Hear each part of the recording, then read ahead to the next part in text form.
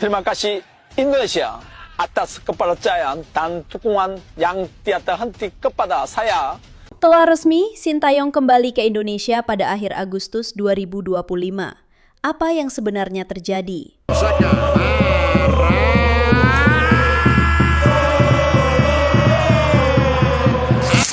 Akhir Agustus 2025 nanti, jagat sepak bola Indonesia akan menyaksikan sebuah drama yang sulit dibayangkan beberapa tahun lalu.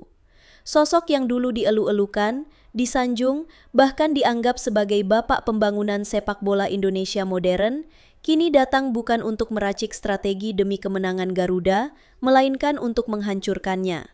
Sintayong kembali ke Indonesia, tapi kali ini sebagai lawan. Bagi sebagian besar publik tanah air, nama Sintayong identik dengan kebangkitan timnas. Di bawah kendalinya, Indonesia meraih prestasi yang sebelumnya hanya mimpi. Mulai dari menembus semifinal Piala Asia, lolos ke babak ketiga kualifikasi Piala Dunia, hingga mencetak sejarah di Piala Asia U23. Ia membangun generasi emas, mencetak pemain-pemain muda berbakat yang kini menjadi tulang punggung Garuda. Tak heran, banyak yang menganggap kedatangannya kali ini seperti anak panah yang dilepaskan dari busurnya sendiri, namun berbalik mengarah ke pemanahnya. Namun sepak bola memang penuh kejutan. Kali ini, Sin tidak mengenakan jaket merah putih, melainkan bendera Taegek di dadanya. Ia datang bukan untuk menyemangati, tapi untuk meruntuhkan tembok yang ia bangun sendiri. Tapi di dunia sepak bola profesional, tak ada ruang untuk sentimental. Dan yang membuat cerita ini semakin panas, kedatangannya terjadi di momen yang penuh gengsi. Kualifikasi Piala Asia U23 2026. Sebuah turnamen yang tak hanya menentukan siapa yang lolos, tapi juga mempertaruhkan harga diri. Di sini, Indonesia U23 akan berstatus tuan rumah, dan Sin akan berada di bench lawan, menatap skuad yang sebagian besar masih memanggilnya coach di dalam hati.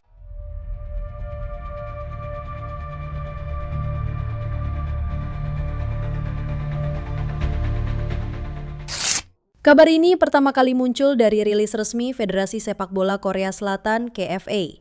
Tanpa basa-basi, mereka mengumumkan bahwa Sintayong akan menjadi manajer timnas U23 Korea Selatan untuk ajang kualifikasi Piala Asia U23 2026. Dan seakan skenario ini memang sudah diatur oleh takdir, turnamen tersebut akan digelar Indonesia tepat di tanah yang dulu menjadi saksi kejayaan Sin bersama Garuda Muda. Hasil undian membuat Korea Selatan U23 tergabung di grup J bersama 3 negara.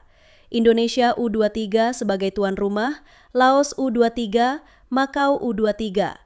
Bagi publik Indonesia, membaca daftar grup ini saja sudah cukup untuk memicu perasaan campur aduk.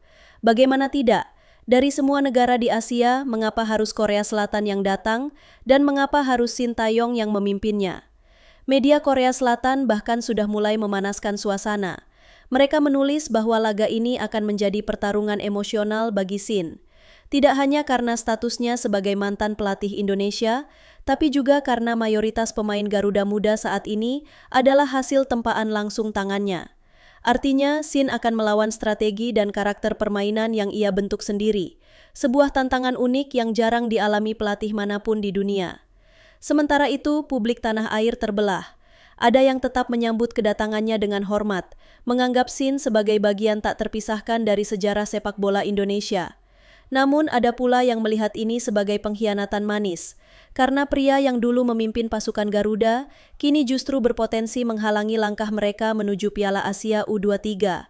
Dan di atas semua itu ada fakta yang tak bisa diabaikan. Pertarungan ini akan berlangsung di kandang sendiri.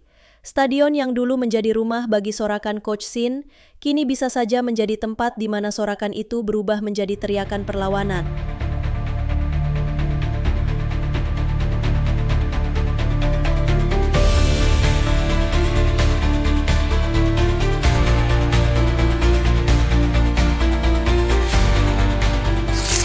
Penunjukan Shin Tae-yong untuk memimpin timnas U23 Korea Selatan bukanlah keputusan spontan. Kabar ini muncul setelah serangkaian rapat internal Federasi Sepak Bola Korea Selatan (KFA) yang dipimpin langsung oleh presidennya Chung Mong-gyu. Nama Shin dianggap sebagai pilihan paling logis. Pengalaman internasionalnya mumpuni, rekam jejaknya di level timnas tak perlu diragukan, dan yang terpenting, ia punya pengetahuan mendalam soal sepak bola Asia Tenggara, termasuk Indonesia. Dalam wawancara dengan media Korea, Shin mengungkapkan bahwa perannya kali ini bukan sekadar pelatih biasa. Saya mungkin akan pergi ke sana sebagai manajer umum Korea Selatan U23. Presiden meminta saya untuk mengawasi tim secara keseluruhan. Jadi ini bukan hanya soal taktik, tapi juga membangun mental tim. Jelas Shin dengan nada tegas.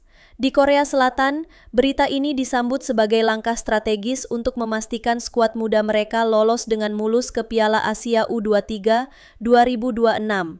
Namun di Indonesia, berita ini terdengar seperti sirine peringatan. Bagaimana tidak? Sosok yang hafal luar dalam kekuatan Garuda Muda kini justru memimpin pihak lawan.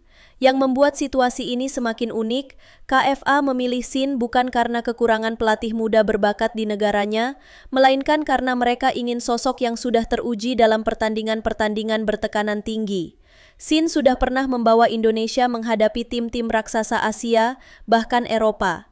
Pengalaman itu menjadi modal berharga untuk menaklukkan babak kualifikasi yang singkat tapi penuh tekanan. Namun ada satu hal yang diam-diam membuat publik Indonesia merasa was-was. Shin membawa filosofi permainan yang sama seperti saat ia membangun Garuda Muda.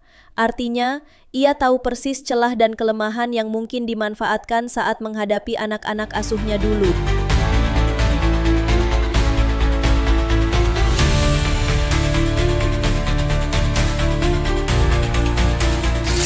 Bagi Shin Tae-yong, kualifikasi Piala Asia U23 2026 bukan sekadar turnamen pembuka bersama Korea Selatan U23.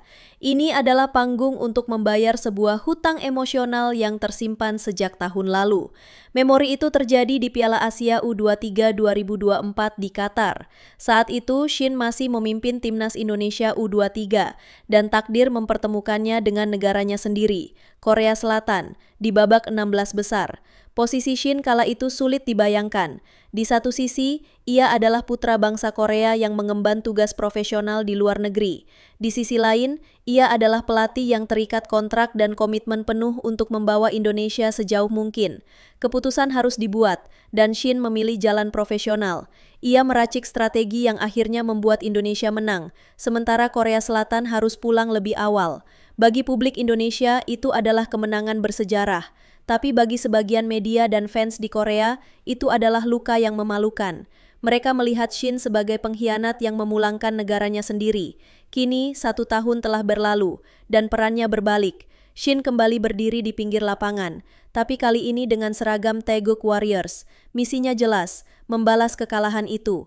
Tidak ada ruang untuk sentimental, tidak ada ruang untuk belas kasihan.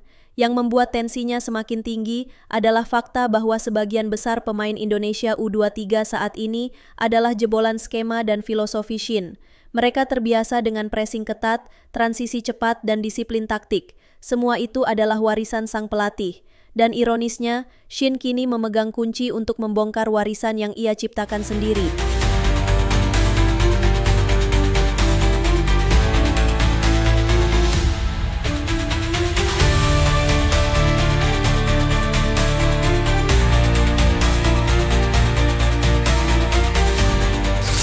Pertemuan nanti bukan sekedar laga grup biasa.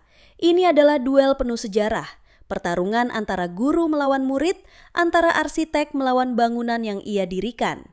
Dan jika Shin berhasil menang, itu bukan hanya 3 poin. Itu adalah penebusan, sekaligus pesan bahwa ia masih menjadi salah satu pelatih paling berbahaya di Asia. Di usianya yang kini memasuki akhir 50-an, Shin Tae-yong sedang berada di puncak reputasi sebagai pelatih sepak bola Asia. Ia bukan lagi hanya sekedar mantan pelatih timnas Indonesia, ia adalah figur besar di sepak bola Korea. Saat ini, Shin memegang 3 jabatan prestisius sekaligus.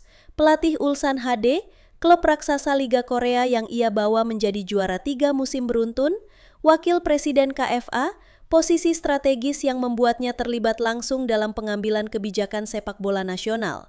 General Manager Songnam FC, klub yang memiliki sejarah panjang di Korea Selatan. Dengan jabatan sebanyak itu, banyak orang mengira Shin akan fokus pada perannya di balik layar. Tapi justru sebaliknya, ia menerima tantangan memimpin Korea Selatan U23 di ajang yang bisa dibilang medan pertempuran kecil tapi panas.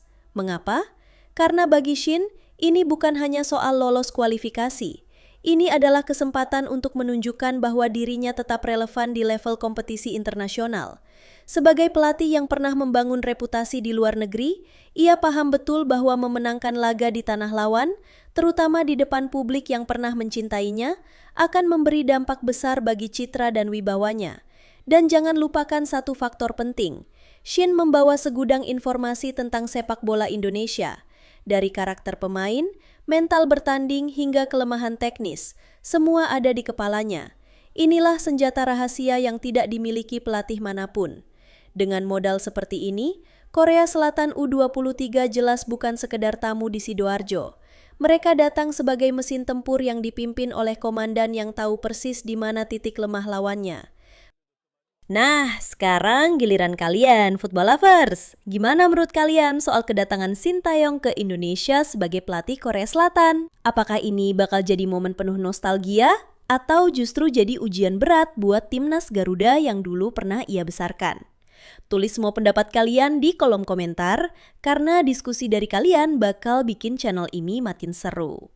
Jangan lupa tekan tombol like kalau kalian merasa cerita ini menarik. Bagikan ke teman-teman biar makin banyak yang ikut nimbrung. Dan pastinya subscribe serta aktifkan lonceng notifikasinya supaya kalian gak ketinggalan update terbaru seputar drama sepak bola, baik dari Indonesia maupun dunia internasional. Dukungan kalian adalah semangat terbesar buat kami terus bikin konten yang lebih fresh dan informatif.